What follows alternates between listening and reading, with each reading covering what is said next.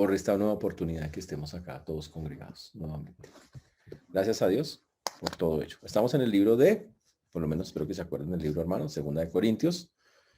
Y hemos dicho que Segunda de Corintios es una carta muy bonita en la cual Pablo con Timoteo escriben a la iglesia que está en Corinto, contándoles su testimonio muy personal. Pablo es una carta muy personal donde él comienza hablando del Señor Jesucristo, que es el Padre de misericordias y el Dios de toda consolación, que nos ha consolado en toda clase de tribulación para que después nosotros también podamos consolar a otros. También dice la palabra de Dios que él quiso ir a Corinto, pero que se lo impidió, que realmente hubo un problema para llegar allí a ese lugar, a Corinto, y que desgraciadamente no ha podido hacerlo, pero es porque está trabajando para el Señor. Pablo es un hombre que afirma ahí mismo decir que su sí es sí y su no es no, que él lo ve de esa manera. Ahora, que la próxima vez que él llegue no quiere llegar con tristeza. Recuerdo que Pablo está siendo atacado en Corinto por falsos maestros que dicen un montón de cosas que no son contra él. Le dicen que él no es competente, que le dicen que él le busca la plata, que lo hace todo como que lo manipula.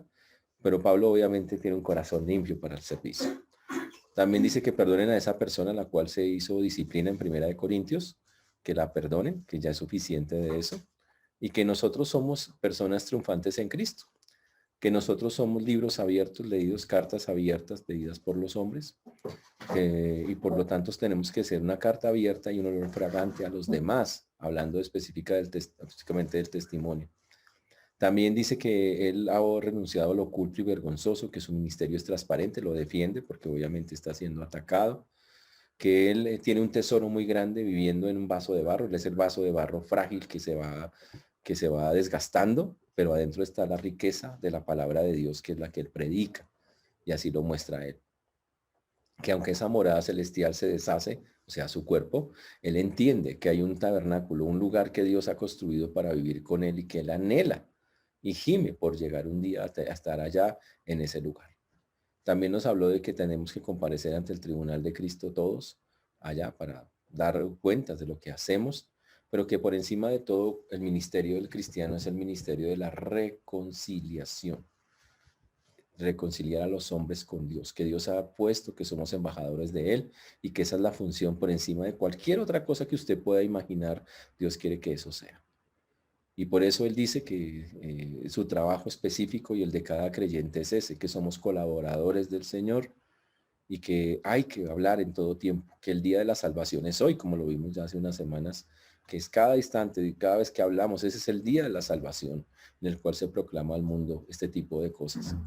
Que él no es de los que se anda recomendando verbalmente, sino él dice, miren mi vida, y empezó a nombrar un poco de cosas en las cuales él demostró su paciencia para con las cosas de Dios, que fue lo que vimos la vez pasada. Esa paciencia fue en tribulaciones, en necesidades, en angustias, en azotes, en cárceles, en tumultos, en trabajos, en desvelos, en ayunos, en pureza, en ciencia, en longanimidad, en bondad, en el Espíritu Santo, en amor sincero, en palabra de verdad, en poder de Dios, con armas de justicia a diestra y a siniestra, y hasta ahí quedamos. Y él, en todas y cada una de esas cosas dice, yo demostré en todas y cada una de ellas un actuar bíblico. Un cristiano no puede evitar que muchas de estas cosas ocurran o pasen. Un cristiano no puede evitar que eso ocurra. Pero el punto es cómo debe comportarse un cristiano. Y vimos que Pablo vivió un montón de cosas y él les dice a los corintios, miren cómo me comporté para que vean que mi ministerio es honesto, que no ando buscando cosas y que todas esas cosas que he vivido las tomo para glorificar al Señor y quiero que ustedes también aprendan a hacerlo. Y es como lo muestra en todas estas cosas. Y recuerden que la palabra clave ahí es paciencia. Significa que Pablo la sufrió a lo largo del tiempo y la supo llevar a pesar de que esas cosas no cambiaron nunca. Y eso es algo impresionante. Y terminó diciendo lo último que estamos viendo, que armas de justicia a diestra y a siniestra. Y dijimos que esas armas de nuestra milicia no son carnales, sino poderosas en Dios, que tenemos un montón de armas, no cuchillos y cosas de esas, sino armas espirituales para la destrucción de fortalezas que derriban todo argumento y la altivez que se levanta contra el conocimiento de Dios. Y eso es lo que somos. Pero la lista no acaba. Pablo dice, también he tenido esa paciencia, y eso es lo que vamos a ver hoy, en otras cosas. en honra, deshonra, en mala fama y por buena fama. Y vamos a hablar específicamente de esas paradojas que se dan allí. Cómo uno puede tener paciencia en las dos cosas. Y vamos a mirarlo hoy en el texto que vamos a estudiar. Vamos a orar para comenzar. Señor Dios, te damos gracias porque tú eres bueno, Señor, y para siempre es tu misericordia. Te agradecemos porque hasta aquí nos has traído y tú has sido bueno con nosotros. Te rogamos que tú obres como solo tú y nadie más que tú lo puede hacer. A ti la gloria, la honra, la alabanza damos, Señor. Pedimos seas obrando y dirigiendo, Señor, nuestras vidas. Ponemos delante tuyo está tu palabra, pedimos perdón por pensamientos, palabras o acciones que no te han glorificado y pedimos que podamos tener un corazón limpio para recibir y para hablar tu palabra, Señor. Que nos ayudes, que quites todo obstáculo de la mente, del corazón, que podamos, Señor, expresar con claridad lo que tú expresaste hace tantos años. Ten misericordia de todos los que nos escuchan y de tu siervo quien habla en Cristo Jesús. Amén. Y amén. Pablo continúa con su lista de cosas en las cuales Dios le ha permitido, Dios, no ha sido él, tener paciencia.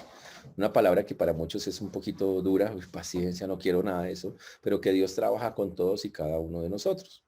Cuando llegamos al texto del versículo 8, estamos en 2 Corintios capítulo 6, versículos 8 en adelante, dice, por honra y por deshonra, por mala fama y por buena fama, como engañadores pero veraces, como desconocidos, pero bien conocidos, como moribundos, mas aquí vivimos, como castigados, mas no muertos, como entristecidos, mas siempre gozosos, esa tenemos que verla, como pobres, mas enriqueciendo a muchos, como no teniendo nada, más poseyéndolo todo. El Evangelio, señores, que Pablo proclama y que estaba proclamando, estaba diciendo, nuestras vidas han sido duras, nos han despreciado, nos han atacado. Wow, y aquí Pablo quiere expresar y mostrar que él ha tenido carácter, el carácter que debe tener una persona que está con el Señor. Una persona que está con el Señor experimentará las dos cosas y todo eso son contrastes, paradojas que se muestran acá. Y Pablo dice, una persona que sirve al Señor va a ser honrado y va a ser deshonrado. Va a ser alabado por personas que lo van a halagar y que chévere y que, uy, qué bueno que tú hagas esto. Pero también va a personas que van a hablar mal de él, que lo van a deshonrar. Ese es el asunto. Dice, por mala fama y por buena fama. Si una persona está con el Señor, no puede esperar que todo el mundo lo quiera. Al contrario, estar con el Señor es ponerse una camiseta y más si lo está sirviendo, en la cual dice yo sirvo a Cristo y los enemigos de Cristo existen y se levantan. Ojo con eso. Y a lo largo de la historia de la Biblia vamos a ver una cantidad de personas que se opusieron al camino del Señor. En la vida de Pablo, pues eso no fue la excepción. Hubo cantidad de personas, su propio pueblo, sus propios coterráneos judíos se opusieron radicalmente a ese cambio que Pablo había tenido. Que Pablo pasar de perseguir cristianos a llegar y amarlos y hablar que son lindos y que ellos tienen la verdad. ¡Wow! Fue duro para su pueblo y su pueblo lo atacó. Y como si hemos leído bien, vemos que estuvo a punto de morir varias veces. Increíble eso. Había personas con Pablo que le decían, estoy tremendamente agradecido por tu vida. Pero había personas que decían, hay que matarlo. La iglesia de Corinto tenía ese problema. Veía a Pablo de las dos maneras. Había gente adentro de Corinto que amaba a Pablo y que lo veía como un siervo de Dios, pero había gente dentro de la misma iglesia, los falsos maestros, que lo criticaban, lo juzgaban y le producían a Pablo una tremenda tristeza por la forma como hablaban y trataban al que era el hombre siervo de Dios. Pero pilas, no se confunda. Esto no solamente va para Pablo. Cuando una persona seriamente se mete con Dios, va a pasarle lo mismo. Va a tener buena fama y va a tener mala fama. Y es normal. Es parte de estar en el camino con el Señor. No hay otra manera de hacerlo. También dice el texto, como engañadores, pero veraces. Interesante, ¿no? Cuando Jesús estuvo en la tierra, ustedes se acuerdan, ¿qué decían la gente? La gente, unos, ¿qué decían unos y qué decían otros? Unos decían, este tiene que ser, no puede haber otro, tiene que ser el Hijo de Dios, ¿no? Uy, pero había otros, específicamente los de su pueblo, que le decían que era el hijo del diablo, que era el diablo mismo. Tremendo eso, ¿no? Ahora, lo mismo pasó por Pablo. con cualquiera, con muchos otros. La gente hablaba y decía cosas de ellas de una manera terrible. Algunos decían que Pablo era un falso apóstol, un falso apóstol. En 1 Corintios, en el capítulo 9, uno puede ver que es acusado de ser un falso apóstol. Él decía, si para otros no soy apóstol, decía Pablo. Uy, interesante eso. Pero en otras partes dice, pero Pablo decía, y pienso que nada he sido inferior a aquellos grandes apóstoles, que es 2 Corintios 11:5. Increíble. Pablo decía, me dicen que soy un falso apóstol, pero Pablo mismo reflexionaba y decía, yo creo que no he sido inferior a ninguno de los apóstoles. Creo que Dios ha demostrado con señales, con prodigios, que yo soy ese que dicen. Entonces, por uno soy un engañador, pero la verdad es que soy real, soy verdadero, soy veraz. Obviamente quien mete todas estas mentiras, quien hace todas estas cosas, pues obviamente es Satanás. Satanás alimenta los corazones de aquellos que no aman a Dios para que ataquen al Señor. Es una cosa muy, muy horrible, muy fea, pero ocurre y ocurre bastante, debemos decirlo. Pablo también habló de que sigue con su declaración diciendo, como desconocidos, pero bien conocidos. Uno dice, ¿cómo así? Como desconocidos, pero bien conocidos. Cuando Pablo cambió de ser un judío a ser un cristiano, wow, era increíble, ¿no? Muchas personas lo conocieron siendo un judío extremo, un judío que iba y mataba a creyentes, uno que, como dice la Biblia, aventajaba a los de su nación. O sea, Pablo no era cualquier persona, era un tipo de muy alto nivel académico, si lo quiere ver así, el tipo tenía un doctorado en teología judía, ¿ok? El tipo la tenía un hombre muy alto, muy respetado en eso. Pero cuando se metió al cristianismo, todo eso se cayó. Todo eso se cambió. Se volvió para sus antiguos un desconocido. Alguien que, uy, ¿sé quién es? No, no, no, no. Lo despreciaron, lo ignoraron. Cuando antes había sido bien conocido, muy famoso. Interesante, ¿no? Entonces, finalmente, por eso dice Pablo, desconocidos, pero bien conocidos. Desconocidos quiere decir olvidados por su pueblo por haberse convertido al Señor. Pero ojo, pero bien conocidos porque la doctrina, ellos sabían en el fondo. Yo sé quién es Pablo. Pablo era un teólogo gigante que estaba en el judaísmo y que ahora está en el otro lado.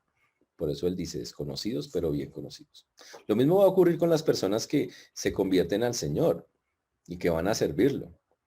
Cuando se conviertan, hay gente que los va a ignorar. Ay, sabe que ni hablemos a esa persona, qué artera, ¿no? Pero es que él era muy bueno en eso. No, no, no, no, no importa en qué era bueno, no, no nos interesa ni saber de él. Ignorados completamente.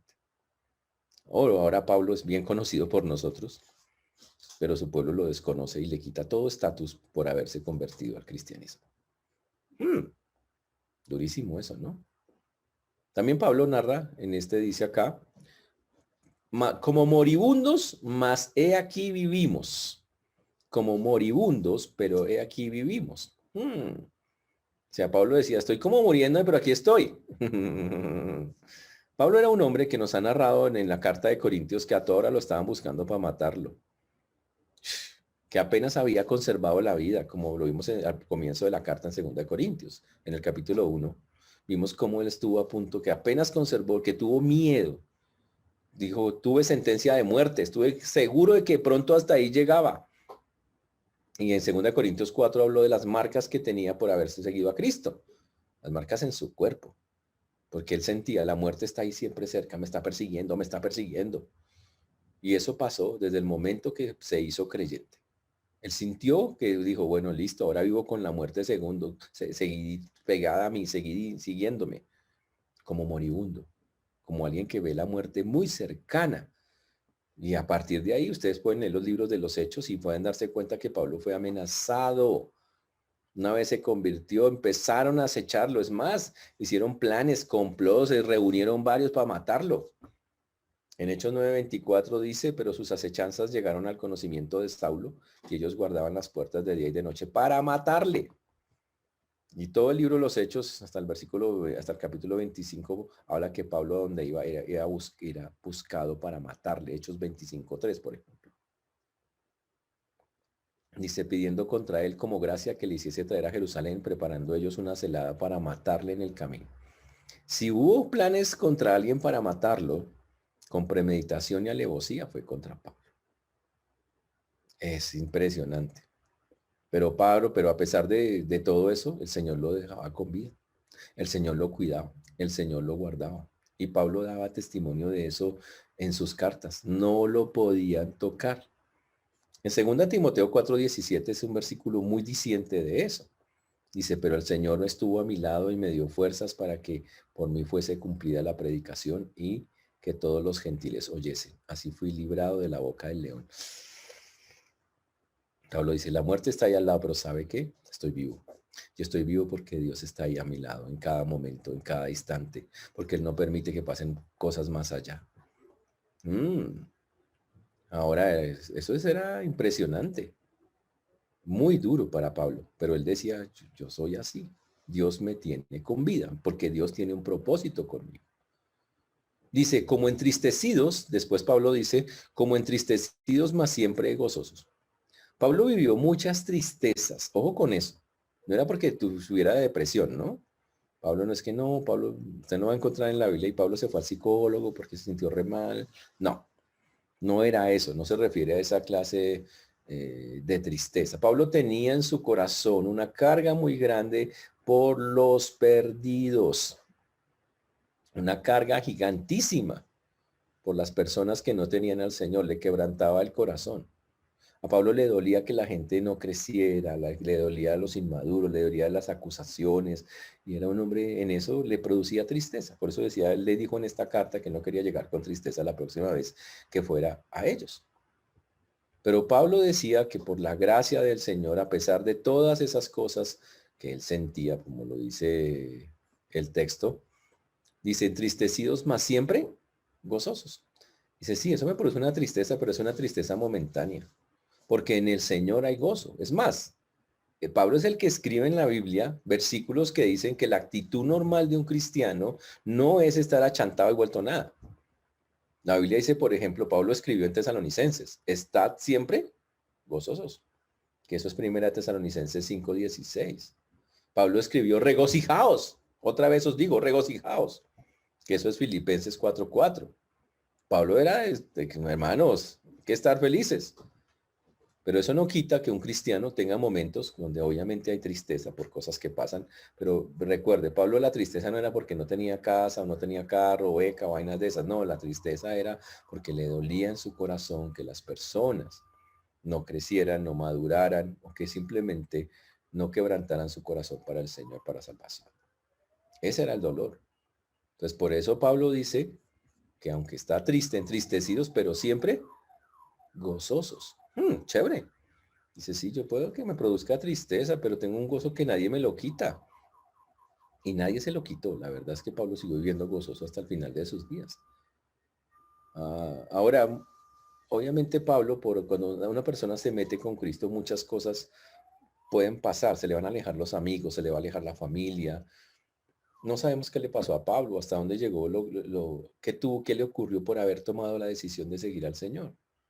Algunos piensan que Pablo tomó el camino de la familia lo desheredó, lo quitó, probablemente. Muy duro. Ningún judío le quería dar trabajo, cosas como esas, por ser un cristiano.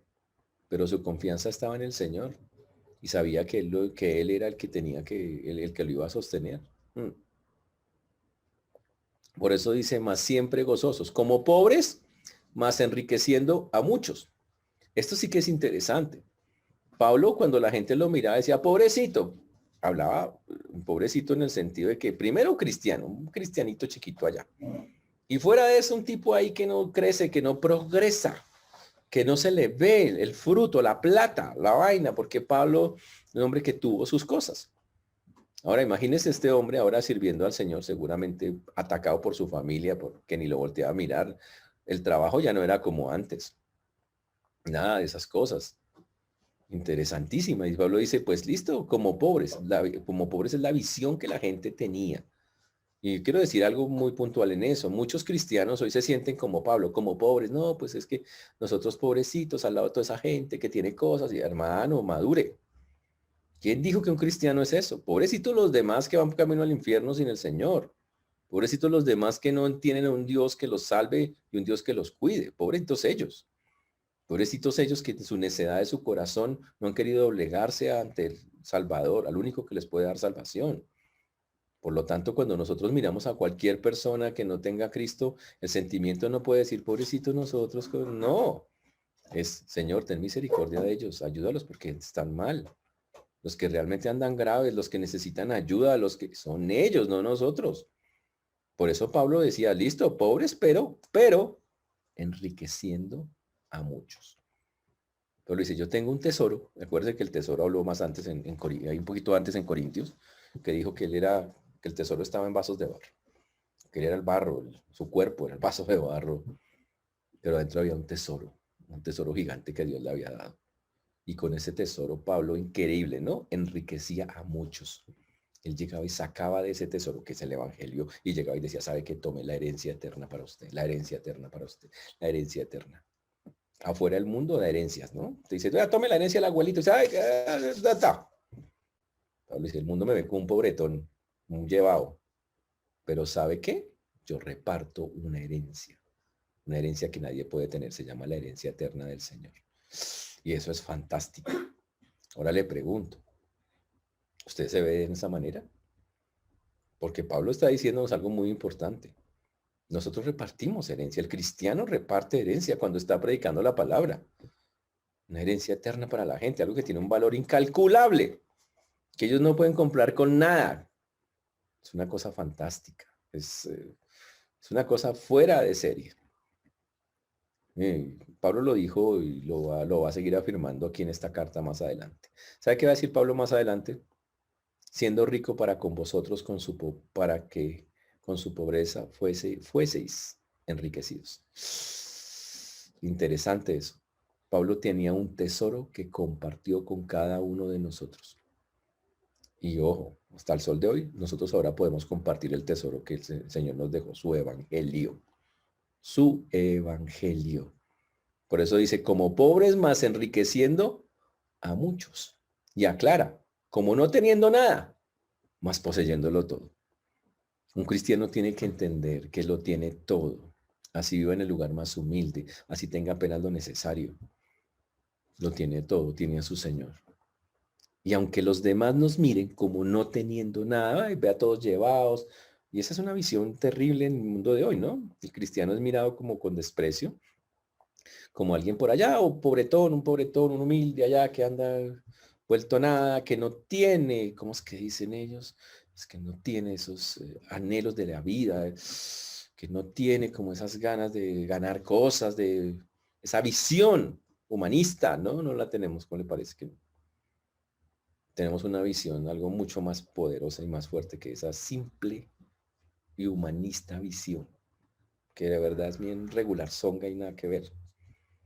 La visión de nosotros es nada menos que enriquecer a muchos a pesar de que nos vean como si fuéramos pobres. Y es porque tenemos todo lo que importa para la vida eterna, mientras ellos no tienen nada. Así que ¿quién es el rico acá? Eso es algo que un creyente tiene que tener. Muchos cristianos hoy viven derrotados porque se miran como si fueran, ay, pobrecito yo, preciso, mire todas las cosas, ay, madure, ya, hay que aprender a mirarse como somos. Un creyente es alguien tremendamente rico, poderoso, tiene tesoros incalculables que nadie tiene.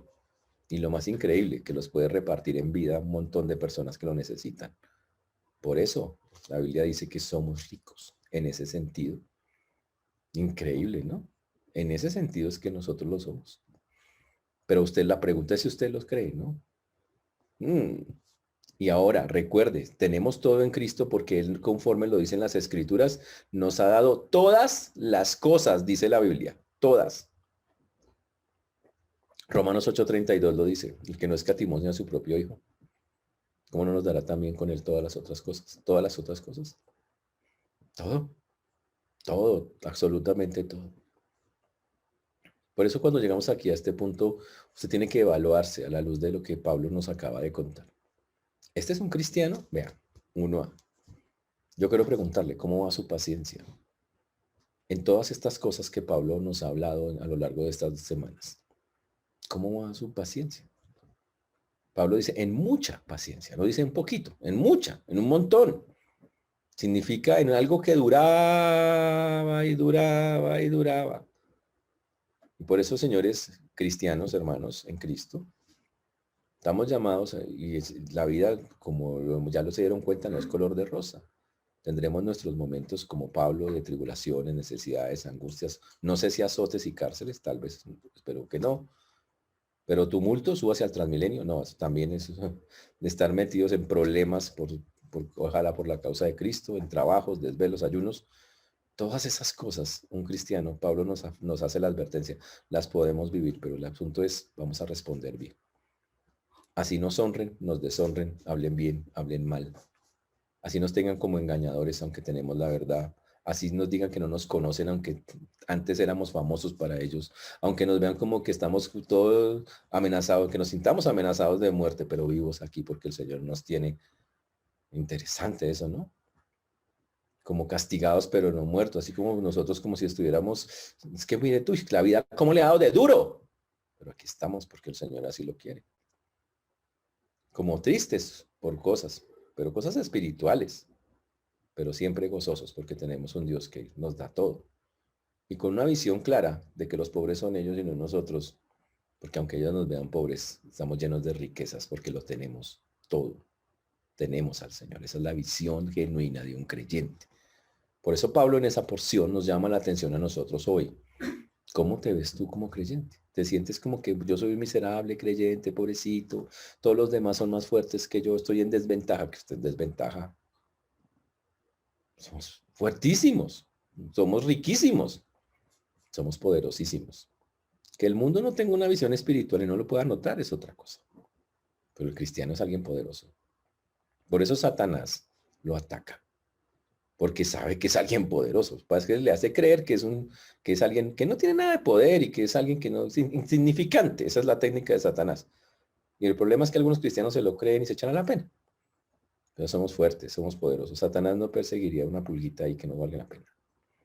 Lo ve a usted como un enemigo y por eso la Biblia dice que lo vino a matar y robar y destruir, porque usted es alguien que puede hacer mucho daño a su reino, al reino satánico.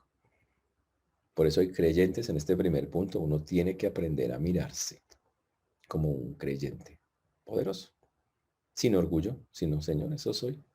Aunque el mundo no lo pueda ver, ese soy yo. ¿Estamos claros, señores?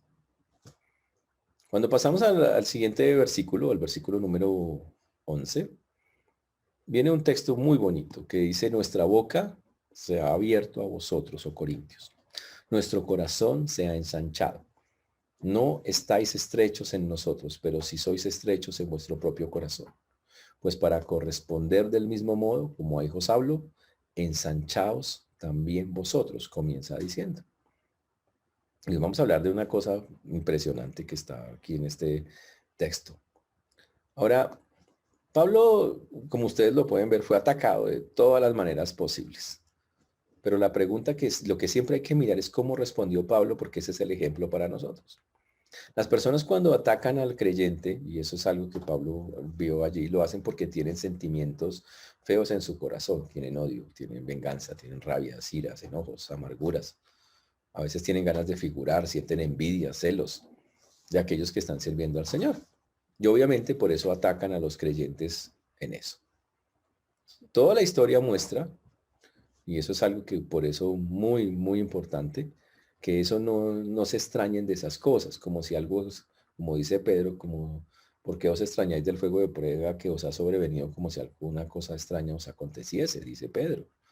¿Por qué nos vamos nosotros a sentir como que, "Ay, ¿qué estará pasando? Pues somos creyentes. Y a la iglesia le han dicho, le han acusado desde los tiempos de Jesús de cosas terribles, terribles, terribles. A la iglesia le acusaron de canibalismo por la Santa Cena, por ejemplo. Dijeron, no, la iglesia, ellos comen la carne y la sangre, son caníbales, imagínense eso. La han acusado de inmoralidad por una mala interpretación de ciertos pasajes bíblicos. Y a lo largo de la historia, no solamente los tiempos bíblicos, sino a lo largo que la iglesia fue creciendo, la iglesia fue atacada muchísimas veces por gente de la misma iglesia y gente de afuera. Los hombres famosos de la Biblia, los que escriben libros, Spurgeon y muchos otros, también fueron atacados constantemente. Entre más una persona levantaba la voz de la palabra de Dios, más la gente llegaba y atacaba para tratar de difamar lo que esa persona hacía. Por eso, hoy en día, nosotros no podemos extrañarnos de que esto pueda estar ocurriendo.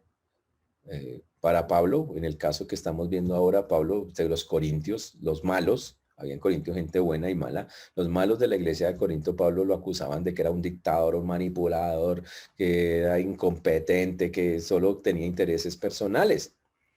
Pero Pablo era alguien que por el contrario solo tenía amor para ellos, amor en cantidades. Y esa es la forma de responder, y ojo lo que estoy diciendo, a la maldad de los corazones de aquellos que atacan, con amor. El texto que sigue es literalmente es la declaración de Pablo, es una declaración de amor muy bonita de Pablo. Dice, nuestra boca se ha abierto a vosotros, oh Corintios, nuestro corazón se ha ensanchado. Entonces Pablo le habla con el corazón y le dice con el corazón y con mucho amor. Dice, nuestra boca se ha abierto. Mira, sabe que ustedes pueden decir lo que quieran, pero por amor le hemos anunciado a ustedes el Evangelio. Le hemos dicho todo lo que la Biblia dice. Recuerden que la abundancia del corazón habla la boca. Y Pablo les recuerda, dice, nuestro corazón se ha abierto de una manera sincera, completamente sincera. Y Pablo ya nos dijo en esta carta que él no manipuló nada, no utilizó cosas para llegar y llevarlos a algún lado, nada de esas cosas. Y Pablo dice, soy sincero. Y cuando si uno mira cómo Pablo es de sincero, claro. Pablo no se quedó callado, no les dijo, ustedes son lindos y especiales. También le dijo, ustedes tienen esto, ustedes son pecadores en esta clase de cosas. En todas. Y Pablo, así como les demostraba su amor, también les exhortaba y les llamaba la atención. Tenía un sentido de justicia como el que tiene que haber. No solo están lindos ustedes a pesar de cómo son, sino también cuando tengo que llamarles la atención, lo haré. Y lo hizo. Literalmente lo hizo. Dice, hay que entender que aquí que el corazón de Pablo, la palabra dice ensanchar es ampliar. Dice, nuestro corazón se ha ensanchado, se ha ampliado, se ha agrandado. Así de gigante era. Para los corintios, Pablo no era así. Pablo era alguien que estaba interesado, que su corazón era todo mezquino y él dice, no, no, no, no, no, no. Mi corazón se ha ampliado para ustedes, mi corazón. Pocas palabras, tengo mucho espacio para amarlos. Están en mi corazón. Así es como el asunto. A pesar de todo el dolor que le han producido a Pablo, porque le han producido harto dolor, quiero que sepan que mi corazón es así de gigante y que los ama. Uy, eso es impresionante. Pablo hizo lo mismo que hizo Jesús, a pesar de que las personas lo atacaban, el corazón del Señor era un corazón gigante para recibirlos a todos. Ese es el asunto. Eso es amor puro. Por eso Pablo una y otra vez les dice con una carta de amor, ustedes están en mi corazón. Después dice que en el versículo 12 que estamos mirando, no estáis estrechos en nosotros, pero si sois estrechos en vuestro propio corazón. Pablo vuelve y utiliza la palabra, dice ahora utiliza la palabra estrechos, que significa reducidos, aplanados, aplastados casi. Pablo no había abierto su corazón y los corintios que habían hecho, lo habían cerrado, lo ensancharon, lo cuidaron, cada vez se cerraban más a lo que Pablo le decía. Y eso va a pasar muchas veces. A veces los creyentes van a abrir su corazón a las personas y con todo el afecto y todo el amor, venga tal cosa, y la persona dicen, se cierra y dice, ay, no, no, no, no, no, y va a cerrarse eso. Ellos cerraron su corazón triste, ¿no? A las palabras del Señor. No le estaban cerrando el corazón a Pablo, hay que entender eso, se estaban cerrando el corazón al Señor, porque Pablo lo que hablaba era el mensaje del Señor. ¿Y sabe por qué lo hicieron? Porque dejaron envenenar sus oídos de personas que le decían, es que mire ese pastor, mire, en este caso, mire ese Pablo, mire cómo es, mire tal cosa, y se dejaron llevar de los falsos maestros. y digámoslo tristemente, lo habían dejado de querer. Habían perdido su amor, su afecto por Pablo. Y Pablo les dice, ustedes cerraron el corazón, pero mi corazón sigue abierto para ustedes. Recuerden que el amor todo lo cree, todo lo espera, literalmente. Y no es que Pablo no tuviera errores, pero Pablo decía, mi corazón está abierto. Y por eso Pablo les hace la siguiente petición. Pablo dice, mi corazón es así, el de ustedes se ha cerrado por estar escuchando cosas, gente que envenena sus almas y sus corazones. Por eso él les pide algo. Versículo, ahí mismo en el versículo 6:13, que es donde estamos allá. Pues para corresponder del mismo modo, como a hijos hablo, ensanchaos también vosotros. Y Pablo les dice, muchachos, yo quiero pedirles algo. Yo quiero que dejen de ser estrechos y quiero que su corazón se abra, se expanda, se anche. Uy, Pablo básicamente está diciendo que dice, yo los amo a ustedes, pero ese es un amor que ustedes no devuelven de la manera correcta. El amor anhela una respuesta, pero ellos los corintios no se lo daban. Los corintios seguían insistiendo en atacar a Pablo y en darle duro y hacer entristecerlo. Y básicamente lo que habían hecho con Pablo es que le han hecho mucho daño y Pablo se sentía dolido en su corazón. A pesar de eso, él los amaba y no los iba a abandonar. Y Pablo por eso les pide, me gustaría que ustedes me correspondieran del mismo modo. Y lo dice como alguien hablando a sus hijos. Como un papá que le da a sus hijos mucho amor y no recibe de sus hijos eso. Me gustaría que ustedes tuvieran ese mismo sentir que yo tengo, esa misma clase de amor en la cual yo les amo a ustedes así, para que ustedes me amen a mí. Y les dijo, y les hablo como hijos, obviamente, pues eran sus hijos hablando espiritualmente, ¿no? Obviamente. Y eso era más doloroso. Y pues obviamente hay que pensar en eso también, ¿no? Pablo tenía hijos espirituales, habló con ellos, pasó tiempo, les gastó montones de cosas y estos están en otro lado y en otro cuento hablando contra él a pesar de que les había traído la salvación. Eso es duro, eso es duro. Pero Pablo le ruega a la iglesia, le está rogando a los corintios que lo ame. Y eso es básicamente lo que le está diciendo. Muchachos, ensanchen su corazón, dejen de ser así, dejen de creer esas cosas que los envenenan. Amen, así como yo les estoy amando. Y les rogó, y eso es, uy. Y obviamente, ¿por qué Pablo lo hacía? Porque le estaba doliendo en su corazón. Le estaba doliendo. Pablo quería que salieran de esa enfermiza cosa con los falsos maestros, que dejaran de envenenar su alma, no solamente con él, sino con muchas cosas. Y por eso literalmente les dice, ensanchaos también vosotros. Wow, interesante eso, ¿no? Ensanchaos también vosotros. Y básicamente lo que está diciendo Pablo es, denos espacio en su corazón, permítanos entrar a su corazón, admítame, déjeme entrar. Deje de estarse asociando con los que no le sirven y envenenan su alma y le hacen pensar cosas que no son. Permita que sea así.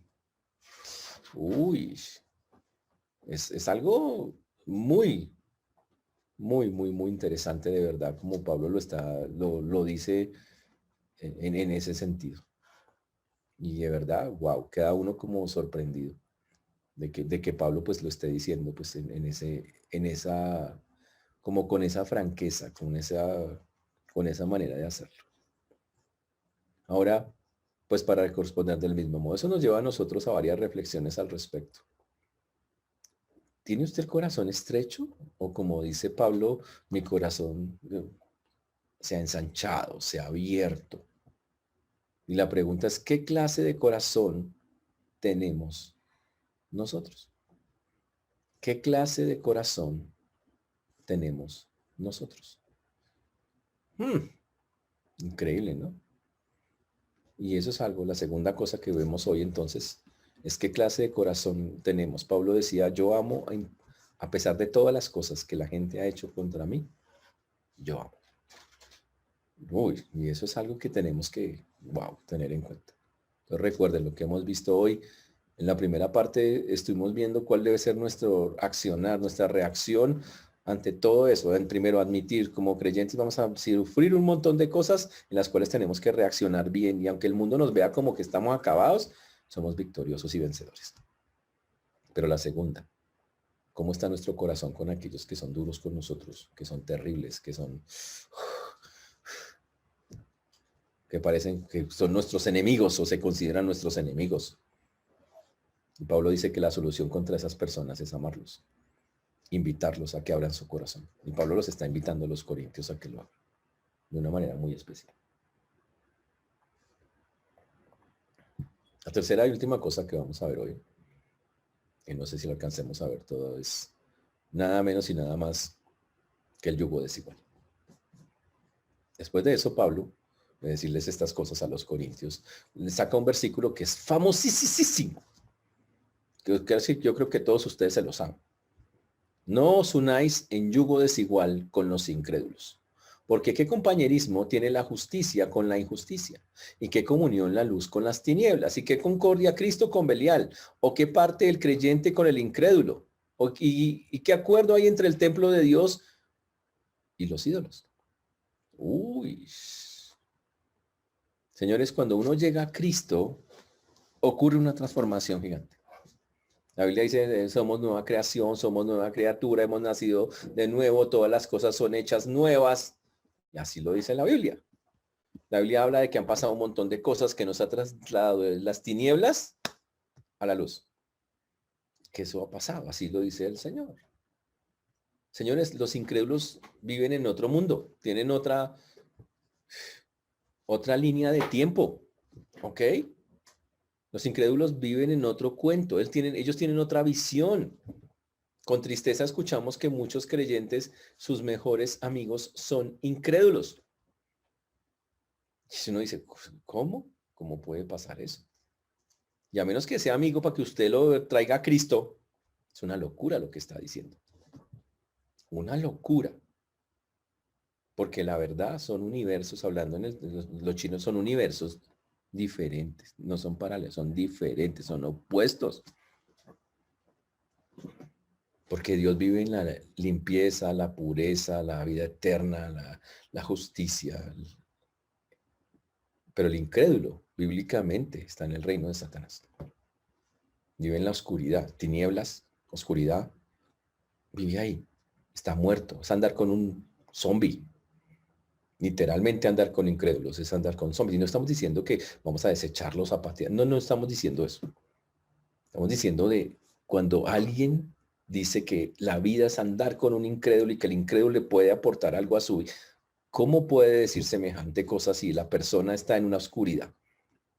¿Cómo puede decir sus creencias, su manera de pensar, de ver la vida es totalmente contraria, distinta y diferente a como Dios la ve? ¿Cómo puede ser eso? No lo es.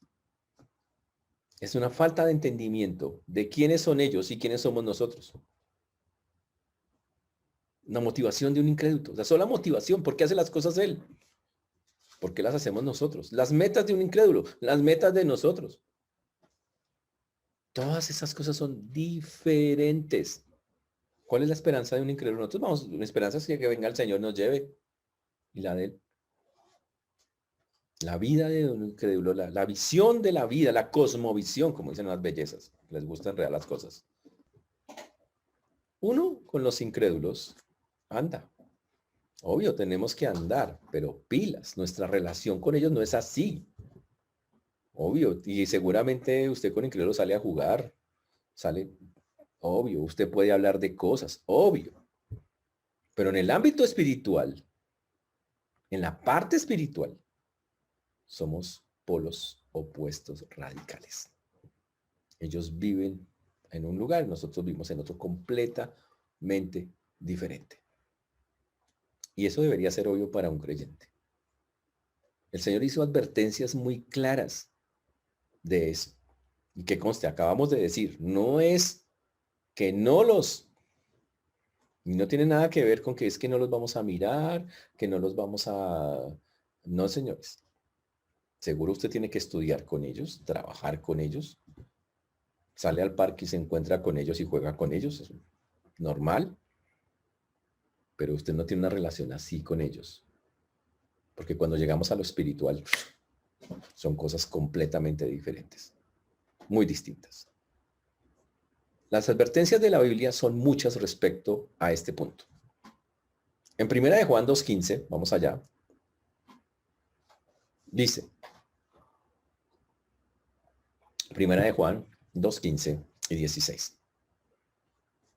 Dice, no améis al mundo, ni las cosas que están en el mundo.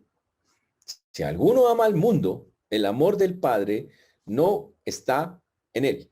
Uy. Y creo que ese versículo implica que nosotros lo tengamos bien claro específicamente su contexto. Cuando el Señor nos habla de ese mandato, ojo, yo creo que quedar claro eso, ¿no? Es un mandato. No améis, del verbo hágalo. No se enamore del mundo, no se enamore de sus cosas. ¿Ok? El mundo tiene mucho significado. Dice, no améis el mundo. Okay. No está hablando del mundo físico. ¿Ok? Está hablando de las cosas, de las ideas, de las doctrinas, de sus formas de pensar. ¿Ok? Porque la Biblia dice que cuando Dios creó el mundo era bueno. El hombre lo ha ido dañando y el mundo se ha ido físico, se ha ido corrompiendo. Pero cuando la Biblia habla del mundo y de sus cosas, está hablando de su sistema, de lo que el mundo impone. ¿Cuál es el sistema del mundo? Sus líneas de pensamiento pagano. En mi libro, Líneas de Pensamiento Pagano, eso es el mundo. ¿Cómo piensa el mundo? Sus metas, sus cosas. Y la Biblia dice, no ame las metas del mundo, no ame los sistemas del mundo. Eso es invisible. No. El mundo no tiene escrito, mis metas son esas. No, usted lo ve en la sociedad. Usted ve la sociedad impulsando, la vida tiene que ser, usted tiene que ser el más grande, así pase por encima de la gente, tiene que surgir, su meta tiene que ser el más grande, el más alto, y tiene que, o sea, autoestima al máximo, orgullo al máximo, que básicamente es la misma vaina. Ese es el mundo. Y la Biblia dice, no ame las ideas del mundo, el orden del mundo, la forma en que el mundo piensa, trabaja, en que lleva a cabo sus cosas. Porque lo quiero decir claramente, el que gobierna el mundo, según la Biblia, es Satanás. En Efesios 2:2, un versículo muy interesante. La Biblia hablando de los creyentes de antes, decía, en los cuales anduvisteis, Efesios 2:2, en los cuales anduvisteis en otro tiempo, siguiendo la corriente de este mundo, conforme al príncipe de la potestad del aire, el espíritu que ahora opera en los hijos de la desobediencia, diciendo claramente que nosotros antes de Cristo andábamos en una corriente, la corriente de Satanás. Así de sencillo. Esa corriente significa lo que Satanás nos dice, piense así. Ay, no, la vida no es como dice la Biblia, es como esto. La Biblia es acá, la Biblia, quite la Biblia y viva de esta manera, piense de esta manera. Deseche lo que dice Dios, coja lo que dice el mundo y viva lo que dice el mundo. Y la Biblia dice, no hagas eso. Y quiero dejar claro, el mundo entero, la Biblia lo dice, está bajo el maligno. Bajo el maligno significa no es que Satanás está gobernando cada punto, pero tiene influenciado cada punto. Y cada persona que está sin Cristo está influenciada por él. ¿Eso es claro? Eso debe ser claro para un creyente, pero pareciera muchas veces que no está claro. Cuando Jesús oró por los discípulos en Juan 17, él dijo, yo les he dado tu palabra y el mundo los aborreció porque no son del mundo, como tampoco yo soy del mundo. Nosotros no somos del mundo, señores. Significa no somos de ese sistema, del sistema de esas ideas, de esas cosas. Pero lo triste es que pareciera que sí. Muchos cristianos hoy les gustan las cosas del mundo. Si no fuera por la pandemia, ¿dónde estarían muchos cristianos en estos momentos?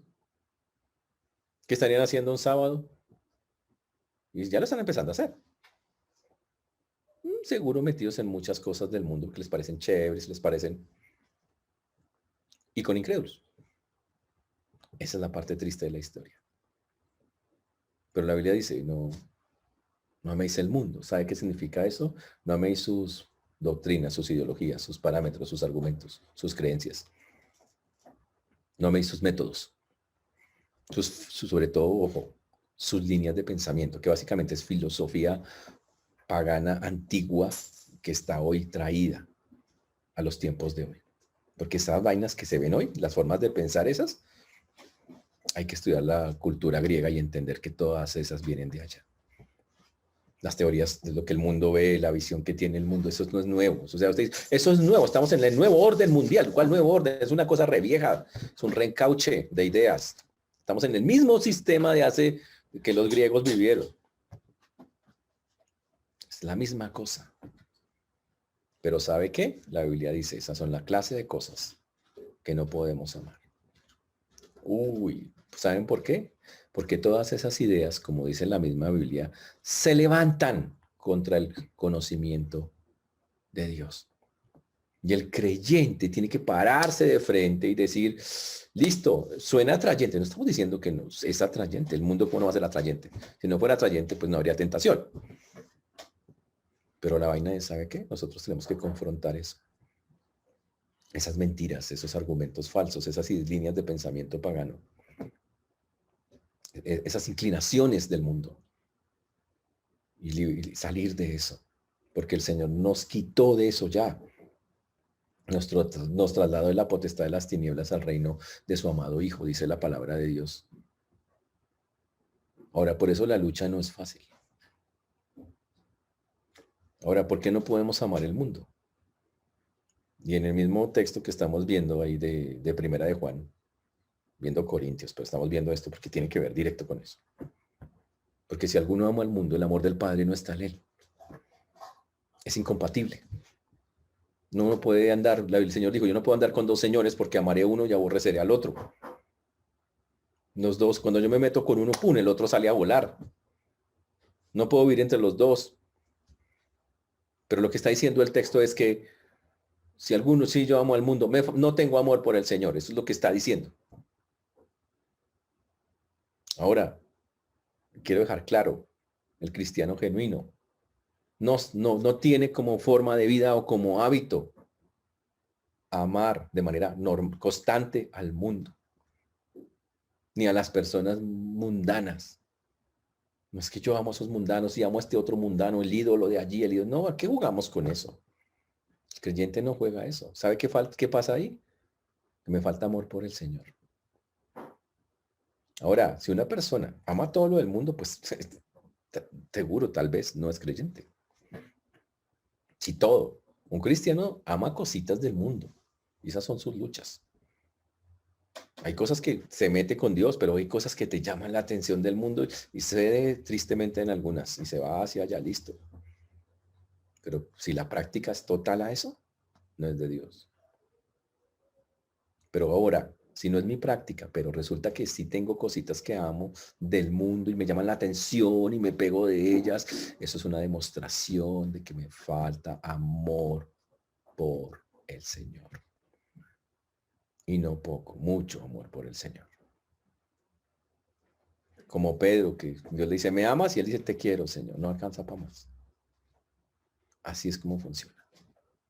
Señores, en la Biblia hay una línea bien clarita entre las cosas de Dios y las cosas del mundo. Así es, en la Biblia es súper clara. La línea es, esto es del mundo, esto es de Dios. Ahora, ¿por qué el cristiano, yo estoy absolutamente seguro de que lo entiende. Que usted lo ve en su vida. Usted sabe, esto no es de Dios, esto es del otro lado. Pero el asunto es que no tiene la fuerza muchas veces para llegar y meterse solo con las cosas de Dios. Ahora, ¿por qué no me debo meter a amar el mundo? Primero porque demuestra que me falta amor, o que el primero, o lo más grave, que no soy salvo, sería la más grave porque viviría amando todo lo del mundo, o porque simplemente me falta mucho amor por el Señor, aunque canto canciones que tan lindo el Señor y llorando y todo. Pero el versículo mismo de Corintios que nos llevó aquí a Primera de Juan, el de Juan explica claramente 3 razones por las cuales no debemos amar al mundo. Por 3 cosas que se llaman los deseos de la carne, los deseos de los ojos y la vanagloria de la vida. Ahora, ¿qué significan cada una de esas 3 cosas? Lo sabremos la próxima semana cuando sigamos en este estudio. Ahora recuerden por qué estamos allá. Porque Pablo acaba de decir, no os juntéis en yugo desigual con los incrédulos. Y obviamente es una pregunta dura para nosotros, pero yo vivo con un montón de incrédulos. ¿Mi familia es incrédula? Sí. Pero hay que entender qué significa no os juntéis. Ya dijimos que no es que no puedo jugar con ellos en un parque, no es que no pueda trabajar con ellos en la empresa porque estamos en la misma empresa, o no puedo estudiar con ellos en la misma universidad o en el colegio. No tiene que ver nada con eso. Estamos hablando de lo espiritual, de cómo cuando tengamos que hablar del Señor, porque va a darse la ocasión. Si usted es un creyente, me imagino como embajador de Cristo le va a hablar. Vivimos en mundos completamente opuestos. Él está perdido. Nosotros estamos salvados. Pero pilas con enamorarnos de la vida de ellos. Porque eso demuestra si amo todo de la vida de ellos y es más, y ando con ellos, que es lo que va a decir el texto más adelante, pilas porque entonces mi salvación, ¿que soy salvo? Pero si hay algunas cosas que nos llaman del mundo, y esa es la advertencia de Pablo a los creyentes, el creyente ya no puede pegarse de esas cosas, no debe enamorarse de esas cosas, por las 3 cosas que estaremos estudiando la próxima semana. Señores, en conclusión, lo que estamos viendo, lo que acabamos de ver acá con bastante claridad, es que Pablo nos manda una advertencia supremamente seria y bastante fuerte a todos y cada uno de nosotros en este texto que acabamos de ver. Primero nos dijo que como creyentes vamos a sufrir un montón de cosas y que hay que tener paciencia en medio de ellas, pero que es normal. Que tenga la visión correcta de usted como creyente. No soy un pobre derrotado. Soy alguien victorioso, poderoso, con un tesoro que reparte. Reparto tesoros. Eso es algo que es impresionante. Reparto, enriquezco a muchos con lo que tengo. Que nuestro corazón se ensanche como el de Pablo para amar incluso a los difíciles. Pero también en esto que acabamos de comenzar, que no amemos el mundo, porque el Señor dice que no andamos con los incrédulos, no andamos en yugo desigual. Y vamos a hablar del yugo más claramente la próxima semana. Hermanos, que el Señor nos ayude, porque lo que queda claro es que en la práctica no se sienta mal por vivir ciertas cosas que como cristianos nos toca vivir. Al contrario, siéntase que usted es una bendición para esta tierra porque usted tiene un tesoro que repartir. Uno muy chévere, la palabra de Dios, la salvación, un tesoro eterno que nadie, que del tipo más poderoso de esta tierra no tiene. Y la otra, entendamos por qué no debemos estar andando con los incrédulos. Porque no debemos estar en comunión, en yugo, y vamos a hablar de eso, con ellos. Señor nos ayude, hermanos, vamos a orar. Señor Dios, te damos gracias porque tú eres bueno, Señor, porque para siempre es tu misericordia. Te agradecemos porque hasta aquí nos has traído y has sido bueno con nosotros. Te rogamos que sigas obrando en las vidas de nuestros hermanos y que podamos glorificarte y exaltarte, Señor. Gracias por ayudarnos a recordar quiénes somos hijos tuyos. Y aunque el mundo nos vea que no tenemos nada, lo tenemos todo, Señor, y un gran tesoro para repartir. Gracias por la paciencia que das a tus hijos en medio de tantas circunstancias difíciles, que a veces no quisiéramos vivir, pero que son propias de andar contigo, Señor, para crecer o para cumplir tus propósitos. Y gracias, Señor, porque tu palabra es bastante clara, Señor, cuando se trata de qué es lo bueno y qué es lo malo. Hoy dejamos delante tuyo todo esto que hemos visto. Ayúdanos a cumplir esa parte que podemos hacer claramente, de ir a hablar a otros y repartir el tesoro que nos has dado. Te ruego, Señor, que así lo hagas por el amor de tu nombre. Gracias te damos en Cristo Jesús. Amén.